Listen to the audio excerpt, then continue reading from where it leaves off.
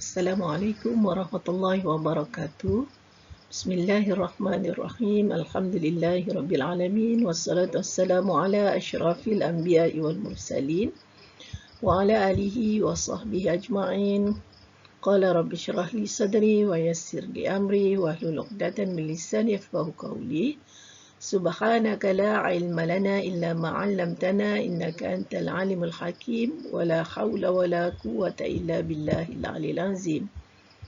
Pelajaran kita pada hari ini ialah mata pelajaran ibadat darjah 6, pelajaran yang kelima, tajuk iktikaf.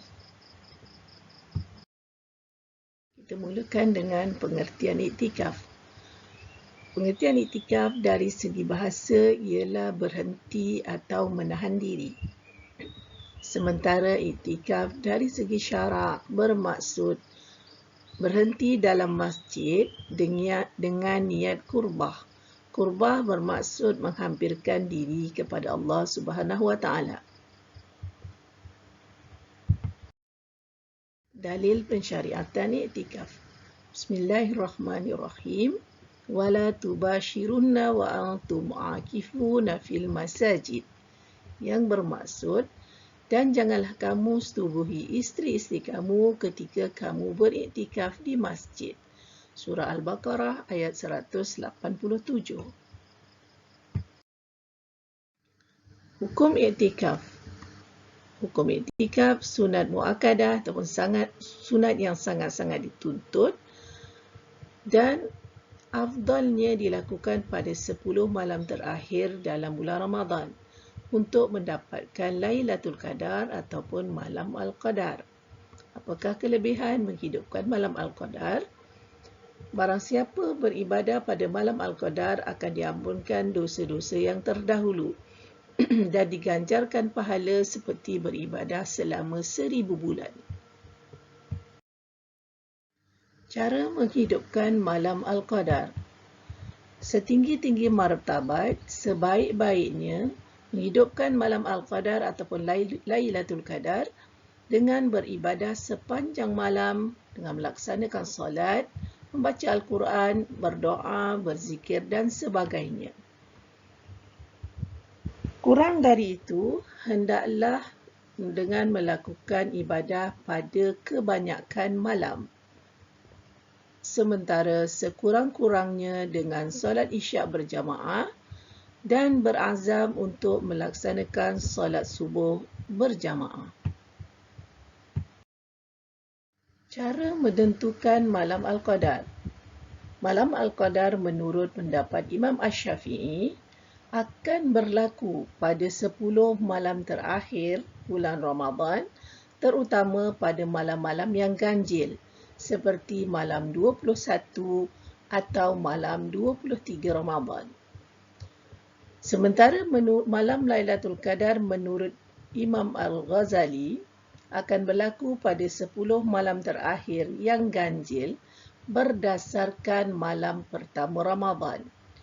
Jika 1 Ramadan jatuh pada hari Ahad atau Rabu, Lailatul Qadarnya akan berlaku pada malam 29 Ramadan. Jika 1 Ramadan jatuhnya pada hari Isnin, maka malam Al-Qadar atau Lailatul Qadar akan berlaku pada malam 21. Jika 1 Ramadan jatuh pada hari Selasa atau Jumaat, maka malam Al-Qadarnya akan jatuh pada malam 27 Ramadan. Jika 1 Ramadan jatuhnya pada hari Khamis, maka malam Al-Qadar akan jatuh pada malam 25 Ramadan. Jika 1 Ramadannya jatuh pada hari Sabtu, malam Al-Qadarnya akan jatuh pada malam 23 Ramadan. Rukun iktikaf. Ada 4 rukun iktikaf. Yang pertama ialah niat iktikaf. Yang kedua, tempat iktikaf. Hanyalah di masjid atau surau sahaja. Yang ketiga, berhenti dalam masjid lebih dari kadar tama'ninah. Dan mu'takif, yakni orang yang beriktikaf. 4 rukun iktikaf. Yang pertama, niat iktikaf. Yang kedua, tempat iktikaf, yakni di masjid atau surau sahaja, mestilah berhenti dalam masjid lebih dari kadar tamanina dan mesti ada mu'takif, yakni orang yang beriktikaf. Syarat bagi mu'takif ataupun orang yang beriktikaf ada 3. Yang pertama, mu'takif mestilah orang Islam. Yang kedua, mu'takif mesti berakal dan mumayyiz. Dan yang ketiga, mu'takif tidak berhadas besar.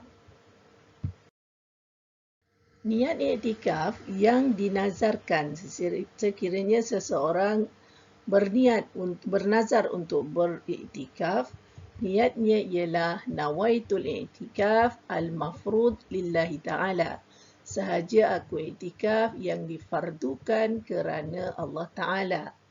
Contoh niat iktikaf yang dinazarkan seterusnya ialah nawaitu fardal iktikaf lillahi ta'ala, sahaja aku melakukan fardu iktikaf kerana Allah Ta'ala.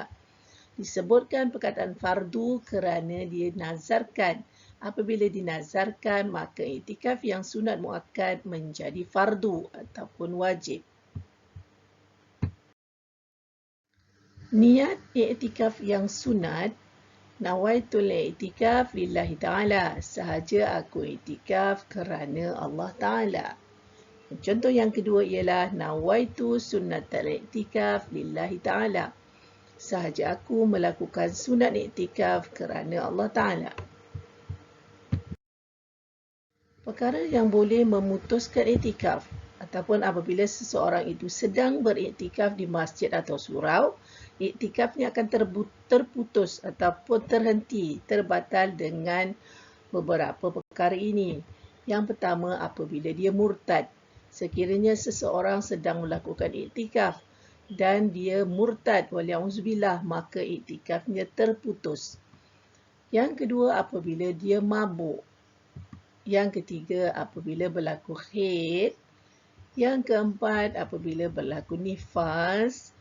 Dan juga apabila berlaku junub. Tidak putus iktikaf apabila seseorang itu gila atau pitam semasa sedang beriktikaf kerana dianggap keuzuran, dan dia boleh meneruskan semula iktikafnya apabila dia sedar dari gila atau pitamnya. Alhamdulillah, sekian saja kelas kita untuk kali ini. Selamat belajar dan jumpa lagi. Assalamualaikum warahmatullahi wabarakatuh.